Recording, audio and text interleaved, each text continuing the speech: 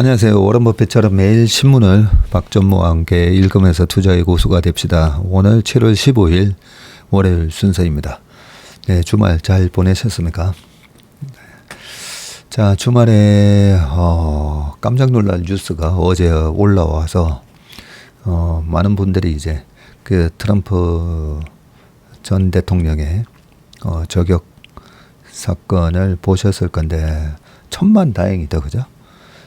정말 천만다행인데, 자, 그 뉴스는 이제 쭉 보셨을 거니까, 과거, 레이건 대통령도 예전에 이 심장, 바로 그때 제 기억으로 심장을 살짝 벗어나서 뭐 조금만, 몇 미리미리만, 좀 더 했었으면 진짜, 즉사하실 수 있었을 뻔했다, 뭐 이런 것도 있었는데, 예, 과거에 그 미국 대통령의 저격 사건은 역사적으로 또 어떤 케이스가 있었는지 오늘 기사를 좀 보면서 좀 말씀을 드리겠습니다. 어제 그 사건을 계기로 거의 뭐 미국 대선은 지금 그거 트럼프의 우세로 거의 되는 분위기고, 그죠? 이와 관련해서 또 증권업계에서는 트럼프 수혜는 그럼 뭔가 뭐 이런 또 분석이 또 기사가 나와 있습니다. 아마 투자하시는 분들은 그런 부분에도 관심이 많으실 건데, 예, 그 부분도 얘기를 하고, 꼭 주가뿐만 아니라 어제 같은 케이스를 보면서 저는 생각났던 문구가, 저희 회사 이름이 체슬리잖아요.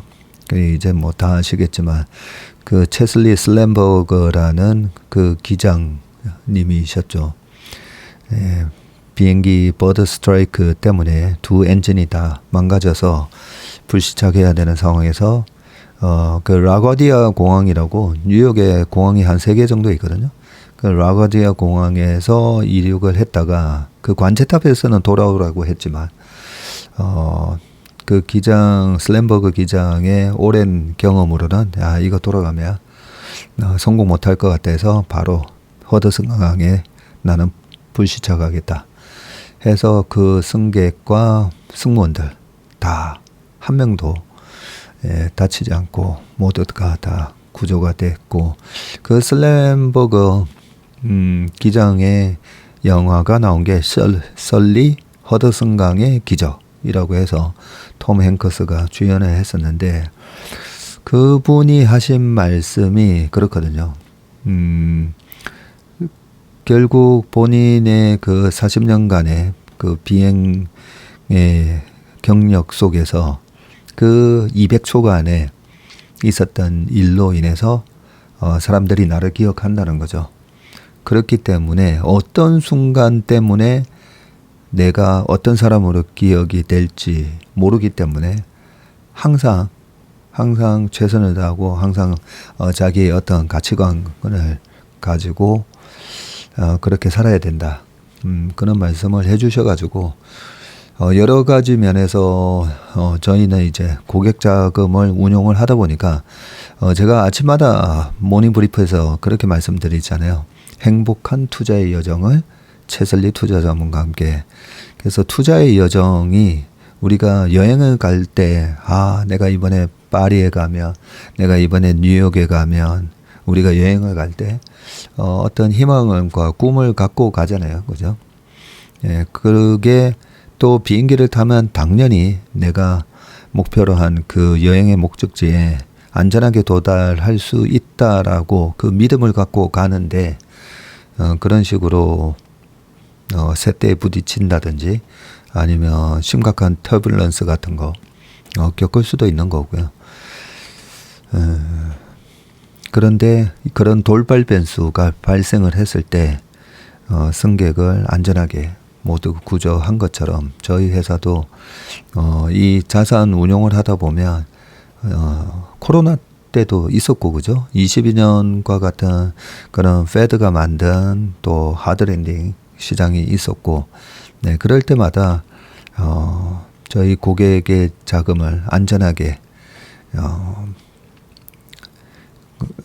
끌고 갈 수 있어야 된다는 그 긴장감 때문에 항상 시장에 대해서 면밀하게 공부를 하는 거고요.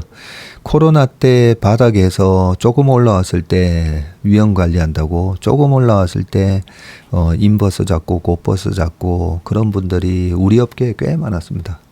네. 저희 사수분도 나가서 전업 투자하다가 21년도에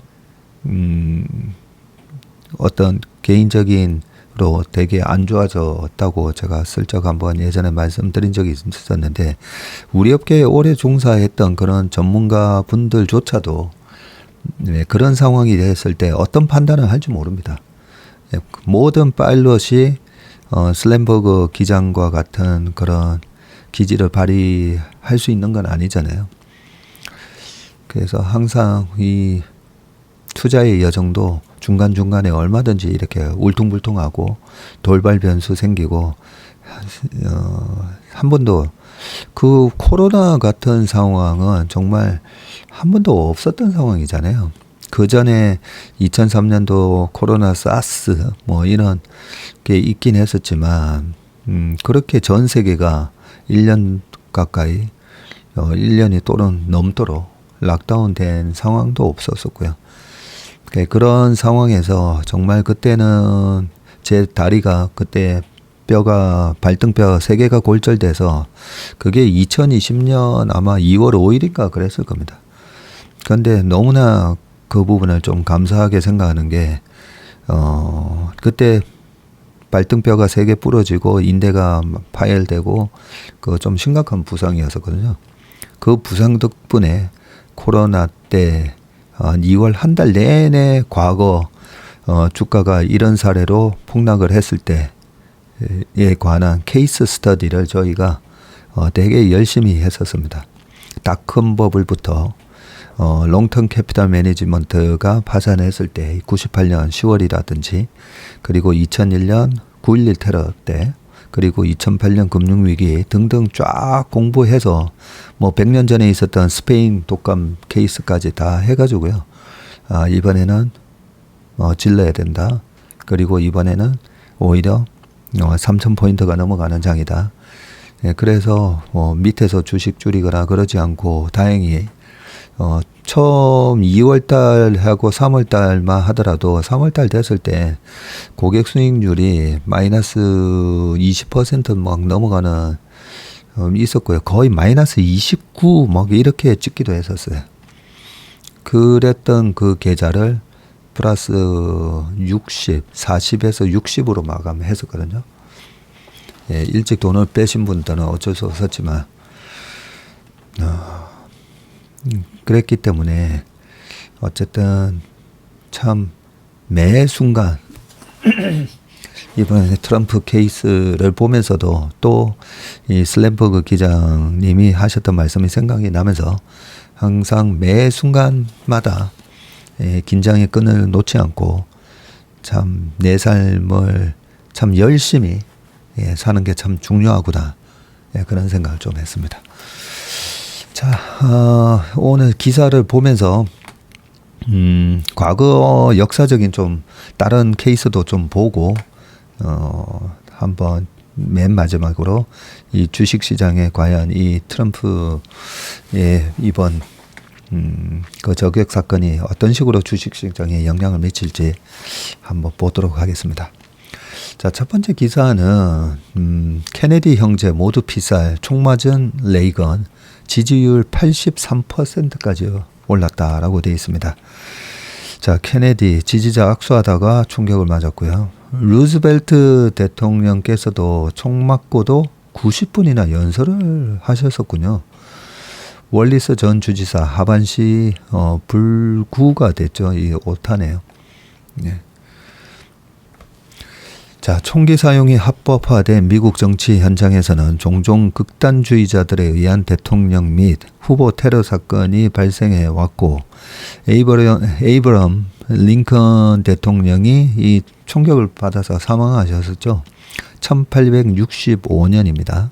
그리고 존 F 케네디 대통령은 1963년 등 총탄에 목숨을 잃은 대통령도 4명이나 됩니다. 암살 시도는 대부분 정치적 동기로 이루어졌지만 암살범이 정신병을 앓고 있거나 용의자가 사살돼서 동기가 밝혀지지 않은 경우도 많았죠. 케네디 암살범으로 총격 후 체포됐으나 이틀 후 재판 직전 갑자기 나타난 술집 주인 잭 루비의 총에 맞아서 목숨을 잃은 전직 해병대 원리 하비 오스왈드죠. 그러니까 대표적이고, 그 사람 오스왈드를 또 이렇게 갑자기 재판 전에 누가 나타나서 사살하는 바람에 완전히 미궁의 사건이 돼버렸죠. AP는 13일 도널드 트럼프 전 대통령의 대선 유세 도중 벌어진 총격 사건에 대해서 로널드 레이건 전 대통령이 총격당한 이래 가장 심각한 암살 시도라고 했습니다. 그러고 보니까 박정희 대통령 그 시에 그 이재규 전 보안실장이었나요? 그 재판으로 사형을 시켜버리는 바람에 어떻게 보면 또 하나의 여러 가지 얘기가 많잖아요. 여러 가지 설이 많습니다. 또 한편으로는 뭐 미국 어디서 그 이재규 전 실장을 본 적도 있다. 뭐 여러 썰이 난무했었지만, 이거 기사를 더 읽어보겠습니다. 자, 레이건은 첫 임기가 시작된 지 2달 만에 1981년 3월 워싱턴 DC의 한 호텔에서 연설을 마치고 리무진 차량에 탑승하던 중 가수 지망생으로 우울증을 앓던 존 힌클리 주니어가 쏜 총에 맞았고요. 6발의 총격 가운데 리무진에서 튀어나온 총알에 왼쪽 겨드랑이를 맞아서 갈비뼈가 부러지고 폐가 손상됐었고요. 내부 출혈로 응급수술을 받았고 12일 만에 퇴원했지만 옆에 있던 제임스 브래디 당시 백악관 대변인은 총격 부상으로 하반신이 마비가 됐군요. 이 힌클리는 배우 조디 포스터의 이목을 끌려고 암살을 시도했다고 밝혔는데 레이건은 건재를 알리려고 수술 직전까지 계속 농담을 했는데 산소호흡기를 끼고 수술실 의사들에게 이렇게 말씀하셨죠. 여러분이 모두 공화당원이어야 할 텐데요. 자, 어떻게 수술 들어가면서 그때 이 폐가 그렇게 관통이 되고 그런 상황에서도 들어가면서 레이건 대통령께서 저런 농담도 그런 여유와 유머를 상징하는 말로 나왔고요. 암살 시도 직후 국민들의 응원을 등에 업고 레이건의 지지율은 83%까지 상승을 했다고 합니다. 힌클리는 이후 재판을 받고 투옥됐다가 보호관찰 처분 대상으로 2016년에 석방이 됐고요. 2022년 완전히 자유의 몸이 된 후에 가수로 활동 중이라고 합니다. 그나마 레이건 대통령께서 다시 건강 회복하시고 그죠? 오랜 동안 잘 활동을 하시다가 몇 년 전에 돌아가셨었죠. 아마 미국인들이 가장 사랑하는 대통령 탑3 안에 아마 들어가시는 걸로 알고 있는데, 자, 1968년 6월입니다. 민주당 대선 경선 후보였던 로버트 F 케네디는 그의 친이스라엘 노선에 반대하는 팔레스타인 출신 시르한에게 총격을 받아 결국 목숨을 잃었습니다. 케네디는 올해 대선에서 무소속 후보로 완주를 공언한 로버트 F 케네디 주니어의 부친이군요. 그리고 존 F 케네디 전 대통령의 동생입니다. 캘리포니아주 프라이머리 승리 이후 자축 연설을 한 뒤 호텔을 빠져나가며 지지자들과 일일이 악수를 하다가 가까이서 총격을 당했고, 이 3발의 총알이 가슴, 뒷목 등에 박혔고요. 모두 괜찮을 겁니다라고 말한 것이 그의 유언이 됐다고 합니다. 케네디 사망 후 부통령 출신인 휴버트 험프리가 민주당 최종 후보로 대선에 출마를 했지만 결국 공화당 리처드 닉슨에게 패배해서 정권이 교체가 됐습니다. 바로 다음 대선이 치러진 1972년에도 민주당 대선 경선에 출마한 조지 월리스 알래바마 주지사가 피격이 됐었는데요. 메릴랜드주 선거 유세 도중에 정신질환을 앓고 있던 아스 브리머가 쏜 총에 맞았고요.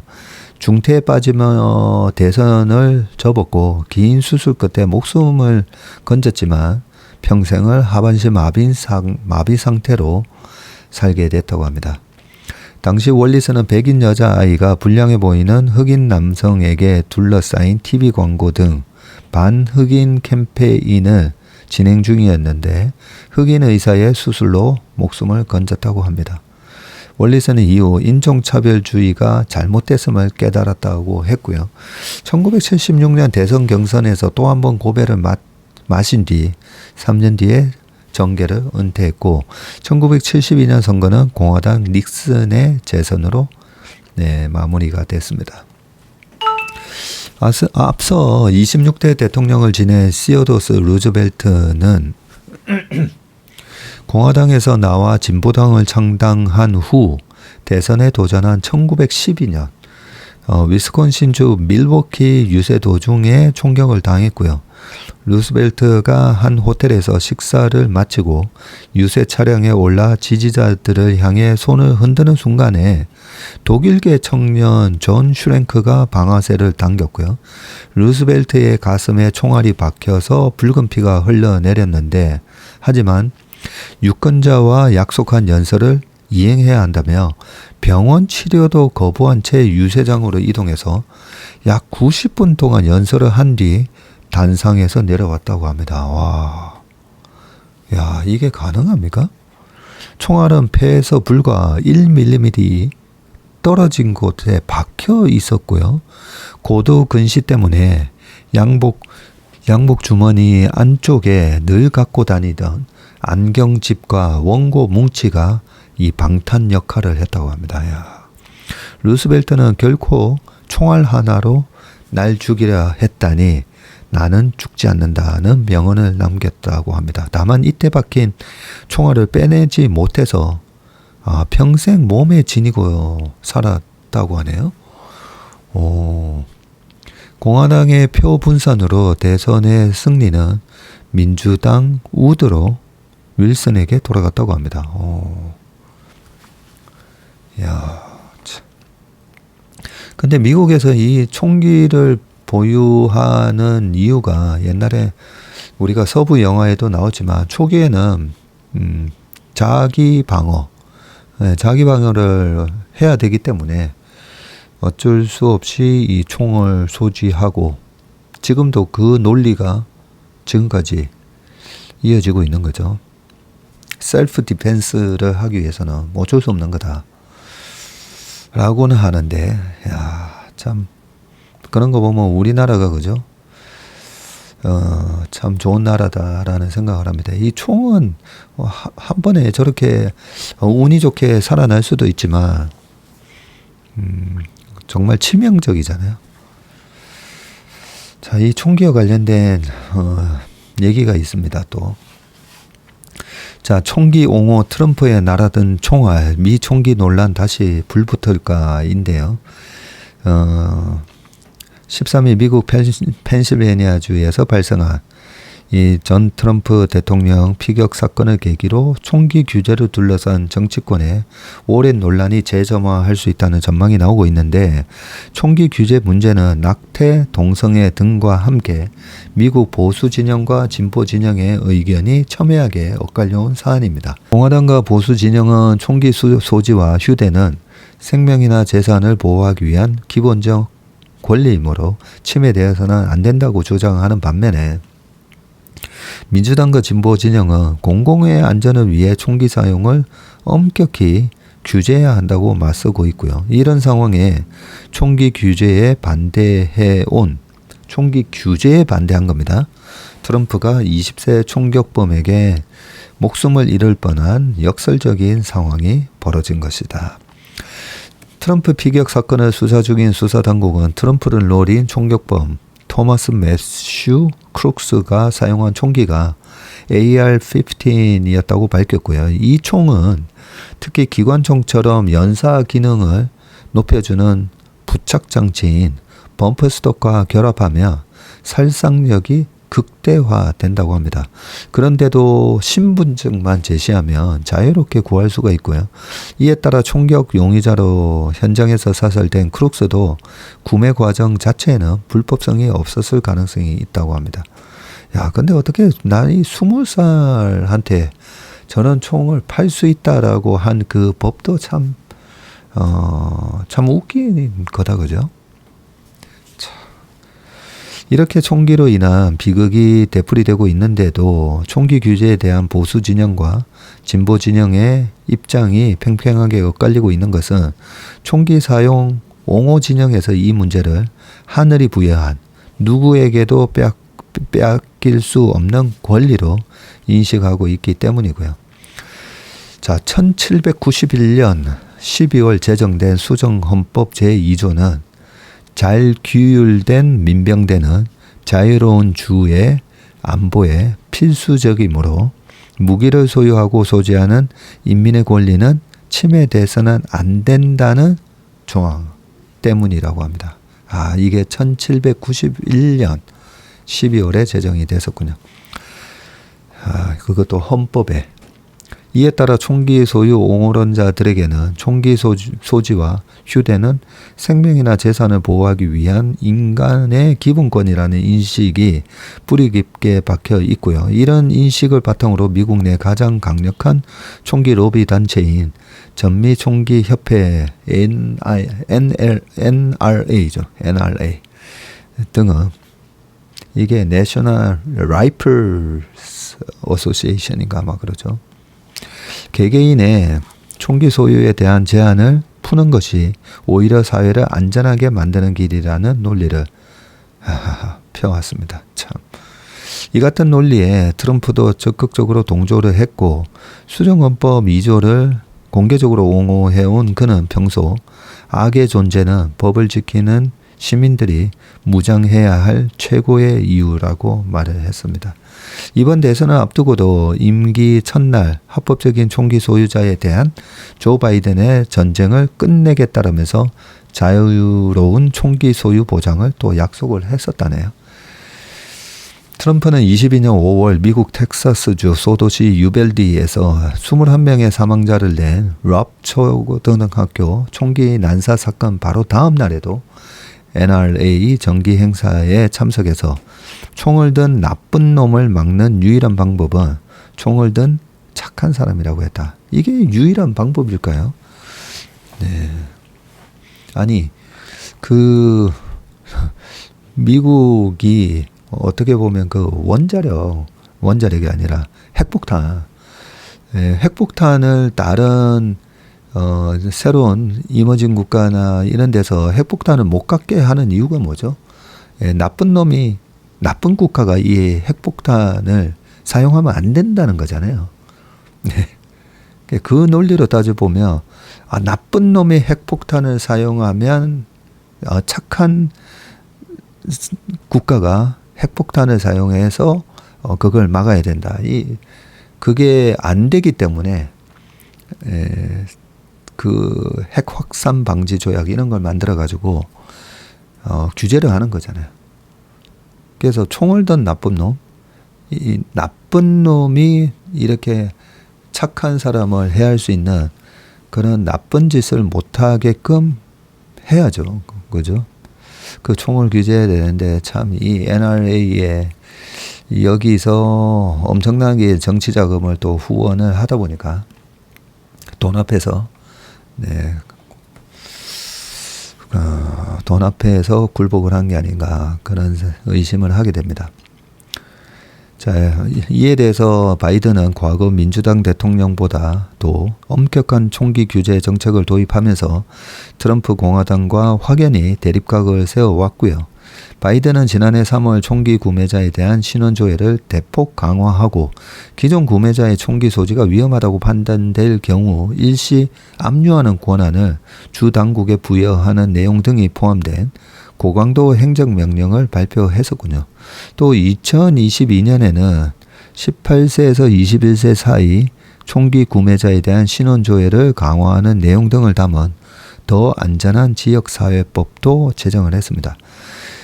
자, 그러나 트럼프 자신이 총격 피해자가 되는 돌발 상황이 발생하면서 트럼프 2기가 출범할 경우 기존의 자유로운 총기 소지 옹호 입장에서 벗어나 규제 정책이 도입될 수 있다는 전망도 나오는데, 이미 트럼프는 과거 집권기에 유연한 총기 정책 집행 가능성을 보였고요. 2017년 라스베가스 총기 난사 사건 당시 범퍼스톡을 이용한 대량 난사로 60여 명 넘게 사망을 하자 이 범퍼스톡 금지 조치를 취한 바 있고요. 공화당 정부에서 보기 드문 신속한 총기 규제 정책이라는 평가도 나왔다고 합니다. 자, 관건은 대법원의 입장인데, 트럼프 1기 시절 보수 성향 6명, 진보 성향 3명으로 재편된 연방 대법원은 총기 문제에 대해서만은 철저히 총기 규제는 위헌적 조치라는 입장에 기반해서 보수 우위의 판결을 내리고 있고요. 대법원은 지난달 트럼프 행정부가 도입했던 범퍼스톡 금지 정책을 보수 대법관 전원 찬성으로 이걸 폐기를 또 해버렸네요. 앞서 대법원은 지난 22년 6월 총기 소유를 허가받은 일반인이라도 집 밖에서 권총을 소지할 수 없고 공공장소에서 자기 방어를 위해 휴대해야 할 경우 적정한 이유를 소명하고 사전 면허를 받아야 한다는 뉴욕주 법이 위헌이라고 판결했답니다. 이야, 참. 아니, 대법관 정도 되시면 좀 어느 정도 그죠? 경험과 나이와 연령과 여러 가지 지식 그런 게 있으실 건데, 야, 참. 자, 그 다음 기사 보겠습니다. 네, 요 기사는 요 정도까지 하고요. 나중에 이 트럼프가 증시에 어떻게 영향을 미칠지는 마지막 기사에서 다루겠습니다. 자, 무역업체 5곳 중 4곳 해운 운임 올라 고통을 받는다. 네, 해상 운임이 중국발 밀어내기와 중동 지역 등 불안한 국제 정세 속에 고공행진을 이어가면서 수출 기업들의 어려움이 또 커지고 있습니다. 지난주 상해 컨테이너 운임 지수 SCFI는 58.94포인트 하락하며 13주 연속 이어진 상승세를 멈췄지만 여전히 3,700포인트에 육박하는 높은 수준을 이어가고 있고요. 한국무역협회는 14일 지난달 21일부터 이달 5일까지 573개 무역업체를 대상으로 긴급 설문조사한 결과 83.3%가 수출입 물류에 어려움을 겪고 있다고 답했다고 밝혔습니다. 구체적인 애로사항으로는 물류비 증가 40.1%, 그리고 선복, 화물 적재 공간 확보 차질이 21.5%라고 꼽았습니다. 해상운임 고공행진이 언제까지 지속할지에 대한 질문에는 46.2%는 올해 말까지, 28.4%는 내년 상반기까지라고 답을 했고요. 중소기업 중앙회가 이달 초 수출 중소기업 300곳을 대상으로 한 조사에서도 54.3%가 해상 운임 상승으로 경영 애로를 겪는 것으로 나타났고, 중소기업이 고려할 수 있는 대응 방안으로는 정부 지원책 활용, 그리고 제품 가격 인상 등이 꼽힌 가운데 특별한 대책이 없다는 기업도 37.7%에 달했습니다. 물류비 지원 확대가 필요하다는 수출 중소기업은 82.3%를 나타냈습니다. 네, 이 코로나 때 또 그 수에즈 운하에서 사고까지 겹치면서 코로나 때문에 노동 인력도 노동시장으로 나오지 않는 바람에 노동시장에서도 엄청난 경색이 일어났었고, 거기다가 그 수에즈 운하의 사고 때문에 더더욱 이제 공급망 차질이 일어나면서 그때 해상 운임이 폭등했었잖아요. 그래서 수출 기업들이 되게 고생을 했었거든요. 자, 그래서 이번에 이 미국의 관세가 있기 전에 중국에서 수출되는 그런 상품을 밀어내기로 지금 하다 보니까 이 관세 오르기 전에 무조건 미국 땅에 도착시켜야 된다. 이것 때문에 운임이 폭등을 하긴 했는데 이게 이제 7월 달 됐으니까 8월 지나면 그런 중국발 밀어내기는 한풀 이제 꺾이게 되기 때문에 이 컨테이너 운임 지수가 다행히 13주 연속 이어진 상승세가 꺾이긴 했지만 여기서 좀 빠르게 떨어지지 않으면 이 굉장한 원가 부담으로 작용을 할 수가 있습니다. 네, 그 다음 기사 보겠습니다. 신차 없이 쫓기는 테슬라 미국 점유율 50% 아래로. 자, 테슬라를 계속 유심히 봐야 되죠. 이번에 트럼프 저격 사건 전에 앨런 머스크가 공개적으로 트럼프를 지지하면서 지난 대선 때는 나는 바이든에다 투표를 했다라고 얘기를 했었는데 이번에는 그런 거 보면 이 앨런 머스크가 되게 촉이 좋다 그죠? 야, 그 촉이 좋아 놓으니까 코인 해가지고도 돈을 벌었었고 굉장히 빠르네요. 지난번에는 바이든 그리고 이번에는 딱 트럼프가 될 것 같다니까 또 트럼프. 누가 대통령 당선될지는 앨런 머스크가 어떻게 정치적인 지지를 얘기하느냐. 그거 보면 되겠다 그죠? 그래서 어떻게 보면 이 테슬라가 이번에 미국 기업 중에서는 최고 수혜 기업처럼 지금 분위기가 잡혀가고 있습니다. 그런데 뭐니 해도 본업이 제일 중요하니까요. 본업 얘기를 좀 읽어보겠습니다. 전기차의 아이콘 테슬라의 올 2분기 미국 전기차 시장 점유율이 49.7%로 50% 아래로 떨어졌고요. 2018년 점유율 과반을 넘기면서 미국 전기차 시장을 장악한 이래 6년 만의 일이고요. 미국의 자동차 시장 기관인 콕스 오토모티브에 따르면 2분기 테슬라는 약 16만 4천 대를 판매해서 전기차 시장 1위를 지켰고요. 하지만 작년 2분기 점유율이 59%였던 걸 감안하면 1년 새 시장 지배력이 빠르게 약해진 것이다. 테슬라의 신차 출시가 늦어지는 반면에 경쟁자들이 빠르게 신차를 내놓으면서 추격한 결과인데 2분기 점유율은 현대차 그룹이 11.2%로 2등입니다.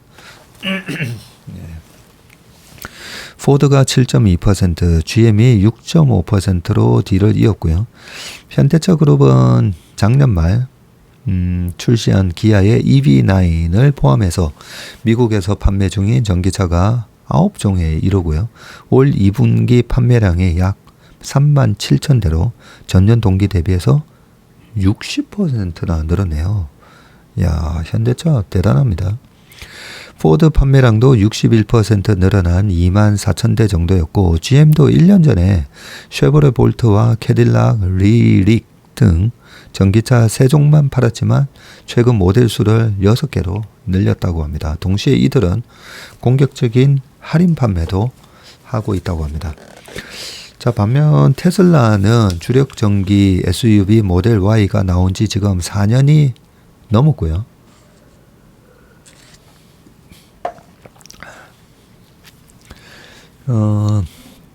작년 말에 출시한 픽업 트럭이 사이버 트럭은 생산이 지금 원활하지 않아서 판매량이 월 2,000대 수준입니다.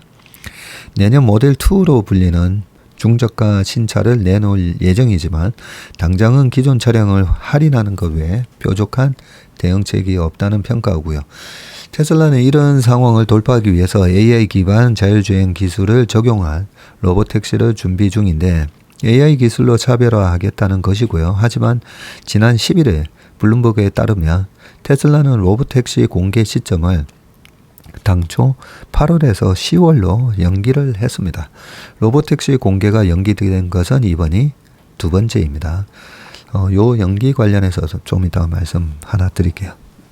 자, 하지만 국내 투자자들은 테슬라 투자를 꾸준히 늘리고 있는데 11일 기준 국내 투자자들이 보유한 테슬라 주식은 총 142억 달러. 야, 거의 20조 됩니다. 20조. 규모로 외국 주식 중 1위. 네. 올 초 대비 약 1조 원 더 늘었고요. 일론 머스크는 지난 8일 소셜미디어에 이런 내용이 게시되자 한국 투자자들은 똑똑한 사람들이라고 댓글을 달기도 했다네요. 네. 한국 투자자들은 똑똑한 사람이고, 네. 테슬라에서 숏을 잡고 있는 빌 게이츠한테는 그랬죠. 이번에 숏을 잡고 있는 사람들 전멸될 거다. 예, 게이츠도 예외는 아니다. 이런 식으로 얘기를 했었는데, 네, 우리 한국 투자자분들, 네, 똑똑하십니다. 정말. 제가 참 우리 서학개미 투자자분들을 그래도 참 잘하고 계시다라고 말씀드리는 게, 국내에서는 보면 우리 국내 투자자들이 이 우량 기업만 좀 투자하면 좋은데, 그 국내에서는 보면 참 보면 이래저래 보면 잡주도 많이 하시고 그죠? 근데 미국 가서는 1등, 2등 보면 다 3등, 4등까지 보면 다 우량주 많이 하십니다. 물론 그 중에서는 밈스탁도 하시는 분들도 계세요. 보면 그거는 저는 어쩔 수 없다 했잖아요. 이 투기적인 매매를 하시는 분들, 그 투기적 매매를 하시는 분들이 시장의 유동성 공급자 역할을 해준다고. 그래서 어쩔 수 없습니다. 그런 분들도 뭐 계신 거고. 아무튼 테슬라 잘 사셨네요. 예. 참 아까 그 얘기 안 됐잖아요. 연기되는 거. 테슬라에 대해서 좀 공부를 쭉 해보시면 앨런 머스크가 워낙 하드워킹이기 때문에 엄청나게 하드워킹이고, 앨런 머스크의 특징이 보면 aim high입니다. 목표치를 굉장히 높게 잡고, 그리고 그 시기도 굉장히 저때 그게 가능하겠어? 시기 자체도 굉장히 이게 달성하기 힘든 시기에 나는 달성하겠다라고 목표 설정을 합니다. 근데 이렇게 제로 투 원을 만드는 이런 기술들이 그 본인이 생각했던 것만큼 그렇게 만드는 게 어렵잖아요.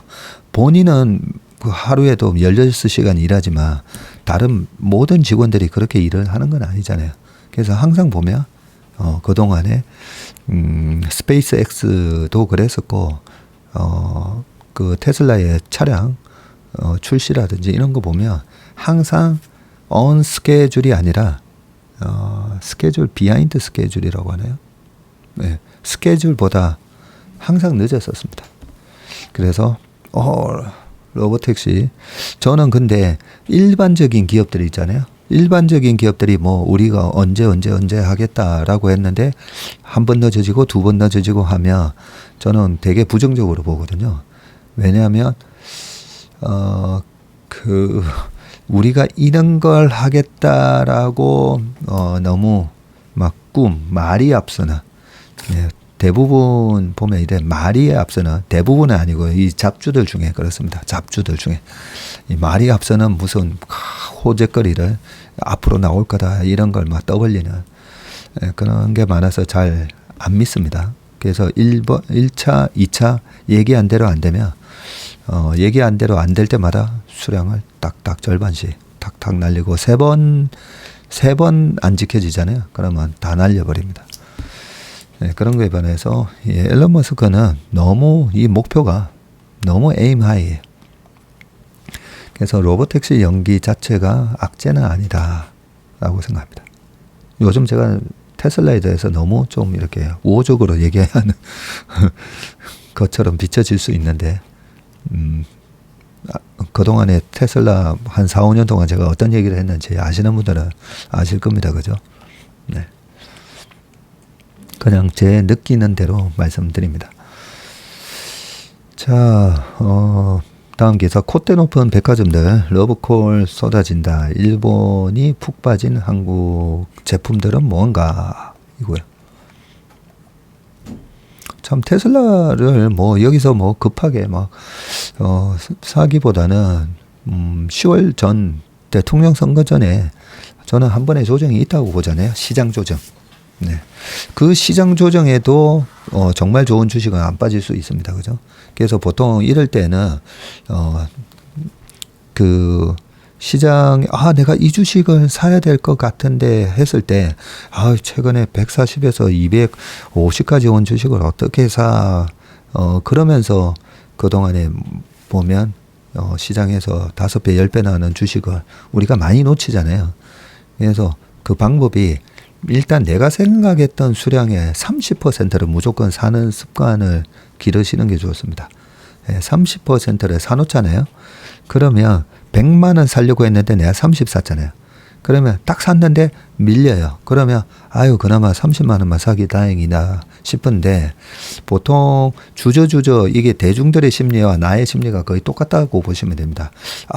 주저주저 할 때가 보면 다른 사람들도 다 주저주저 하고 있는 그 상황이거든요.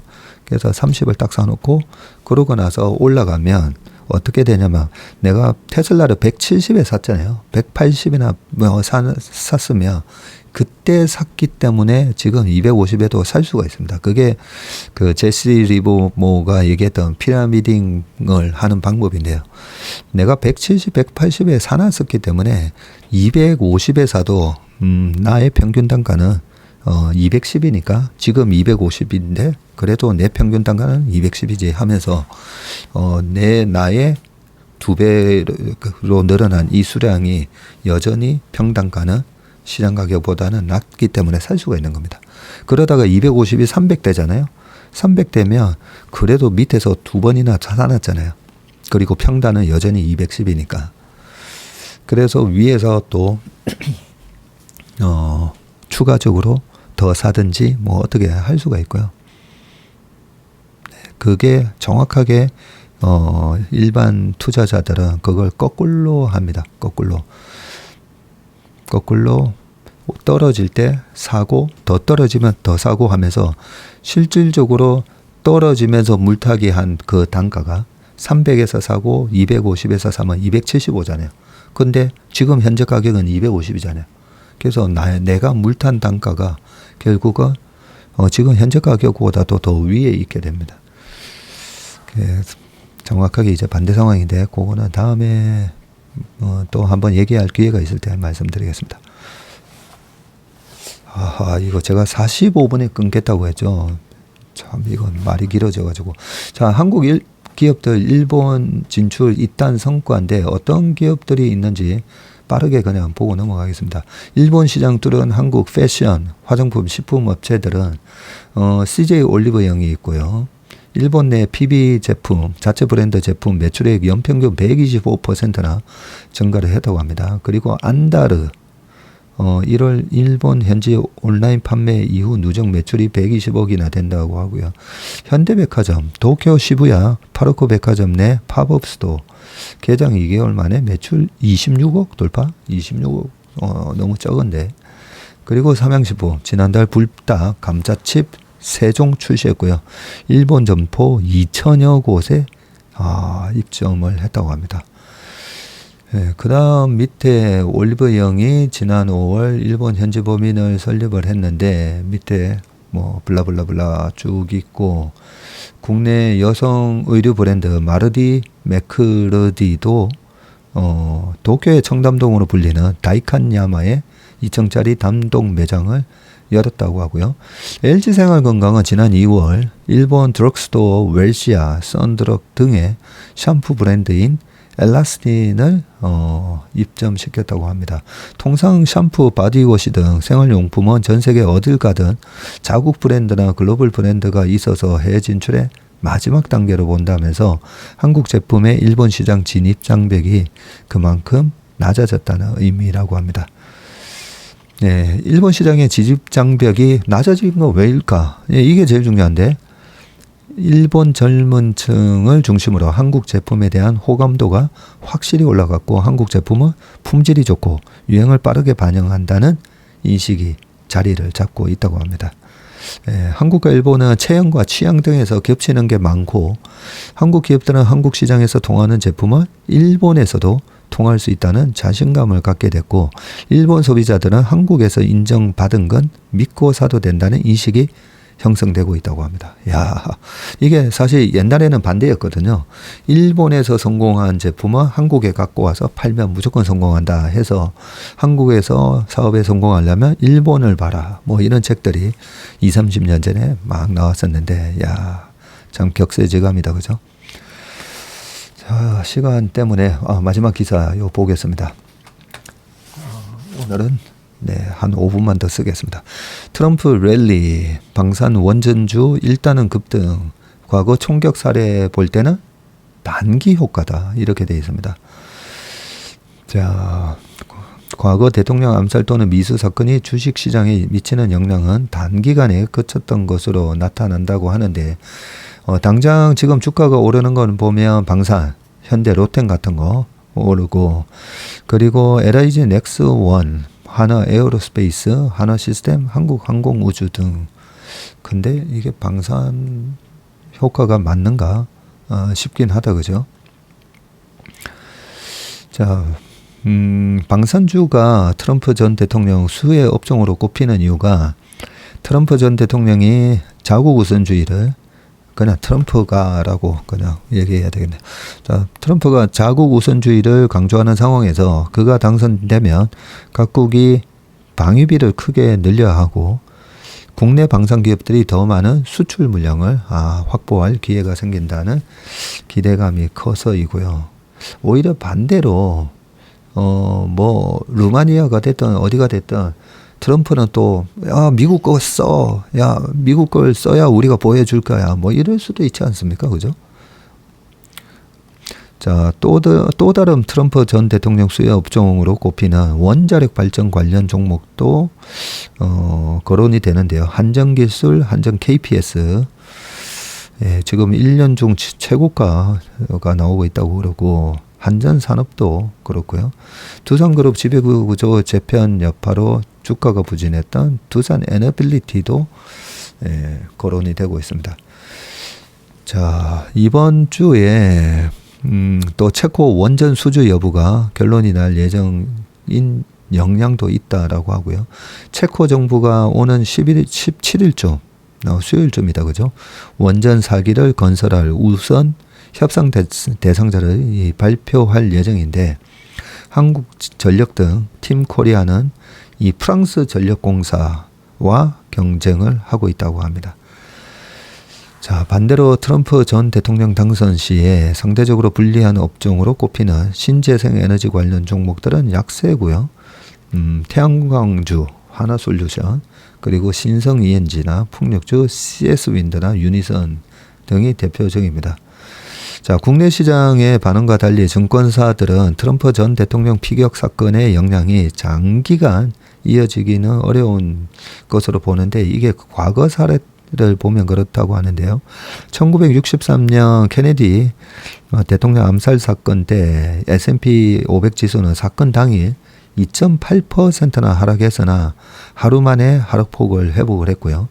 1981년 로널드 레이건 대통령 총상 입었을 때도 S&P 지수는 이튿날 반등을 했다고 합니다. 이때는 현직 대통령이었었잖아요. 이번엔 좀 다르죠. 2011년 백악관을 향한 총격 사건 때는 2011년 코스피 지수가 2%대 상승률을 보이기도 했다고 합니다. 아직 미국 대통령 선거가 4개월가량 남았으나 오히려 트럼프 대세론이 굳어지면서 주식시장의 불확실성이 해소되는 효과가 있을 수 있다는 분석도 나오고 그거는 저도 그렇다는 생각이 듭니다. 빠르게 그냥 트럼프가 대통령이 된다라고 가정을 하고 시장은 빠르게 계산을 해서 앞으로 한 2, 3주 동안에 시장이 반영을 할 건데요. 김지연 키움증권연구원은 트럼프 전 대통령 당선이 유력해질수록 정시는 이를 불확실성의 해소로 받아들일 가능성이 크다고 했습니다. 트럼프 전 대통령의 당선 가능성이 커지면 금리는 단기간 상승할 수도 있다. 트럼프가 내세우는 세금 인하와 대중국 관세 부과 등으로 재정 지출이 확대되면 채권 가격 하락 요인이 되기 때문이다. 이 얘기는 좀 얼마 전에 또 얘기가 됐던 거지만 그렇게 와닿지는 않습니다. 세계 채권 가격의 기준점 역할을 하는 미국식 국채 10년물 금리가 트럼프 전 대통령의 판정승으로 끝난 TV 대선 토론 이후에 한 4.4% 급등했다가 다시 지금 다 빠졌죠. 네. 자, 임재균 KB증권 연구원은 블룸버그는 트럼프 대통령이 전 대통령의 말처럼 관세를 부과하면 2년 후 소비자 물가를 2.5%포인트 높이는 영향이 있다고 분석을 했고요. 그러면서 최근 물가 둔화로 페드가 9월 기준금리 인하를 시작하고 연속해서 내릴 것이라는 기대감을 키웠지만 트럼프의 승리 가능성이 커지면 추가 인하 기대감은 낮아질 거라고 했다. 그거는 사실 잘 모르겠습니다. 네.